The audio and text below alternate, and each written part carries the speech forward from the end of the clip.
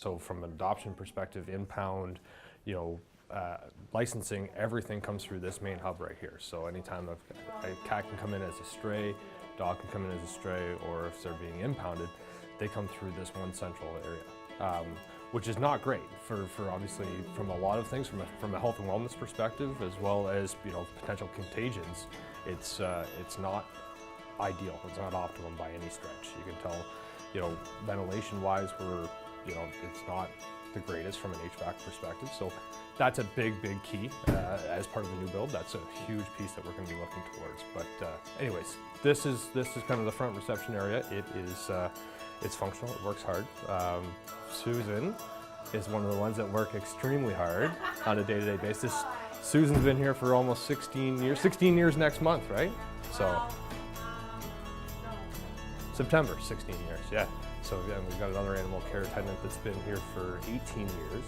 And Mary, our main receptionist, who's away today, has been here for 42 years.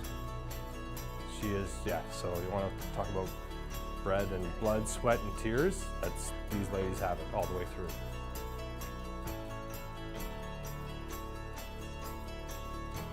So kind of inside the building, we've got a bunch of different rooms.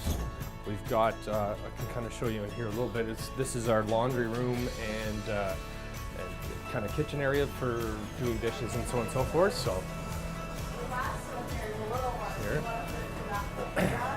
So as you can see, this is where we do all of our cleaning of our pans and dishes and so on and so forth. So all of our dog trays and stuff like that go into play, where we keep our food storage, and then access crates kind of go in here.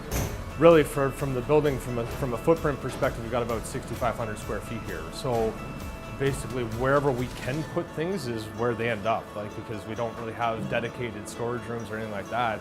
It's wherever you can find a square foot, that's where we're putting it. So again, kind of leads to it.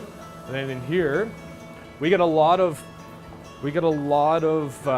donation and drop off from the public. So blankets, towels, you know, stuff for the animals. So it kind of comes in here. All of our litter stays in here, and all of our laundry goes on in here as well. So again, we can get, you know, 20 to 30 bags of donations within a week, and it's where do we put it? And so you find a spot, you fire it in here, and then we sort it out. We sort it from there. So inside this room is our stray cat room, and what we house in here is any cats that come in through, you know, whether they're strays, whether they're owner surrenders or anything like that. For the time that they're here, we usually do a 72-hour intake on them, make sure that we go through the whole period, make sure from a health perspective they're all looked after, that they're good to go, and are adopt ready before they get moved into our adoption room. So this room here, kind of off limits to all public. It's PPE only, so you've got your staff only, so they've got to have specific PPE in order to do that. And again, so that they're not taking, you know, anything that might be there into other areas of the shelter. And as I kind of alluded to, right, there's one in and out point.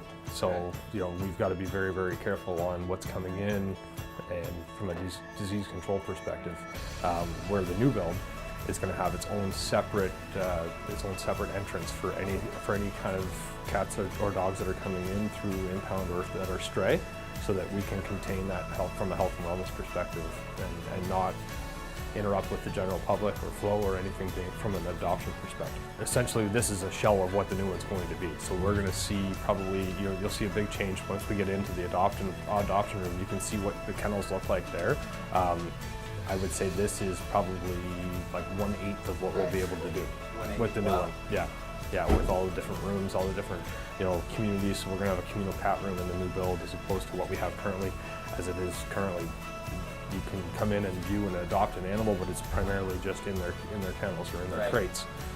We need that social interaction piece. We can do it more with dogs because we have the outdoor area, but inside, we've got, with space limitations, we really don't have a whole lot of opportunity to do that. So, You're about 1/8 of what you could be at, really. Exactly. Yeah, and then the sky's the limit with regards to, you know, space planning and stuff like that. When you get a new build or a new room, like, again, it's going to be, you know, 2, 3, 4 times the size of this, or there's going to be more of them, then we can be able to set the rooms up and set the facility up for the animals.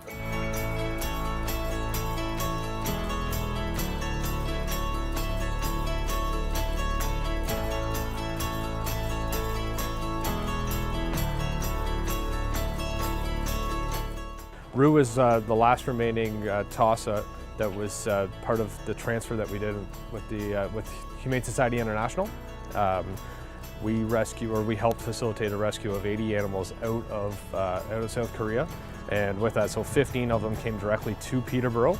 There was 2 different breeds. There was a Tossa, like Rue here, and then there was a Jindu as well, a Jindu cross. So we've been very, very fortunate with regards to community support that they've been adopting out these animals, seeing their special needs, what they need in order to kind of flourish in life, and and Rue is luckily and very happily going home today.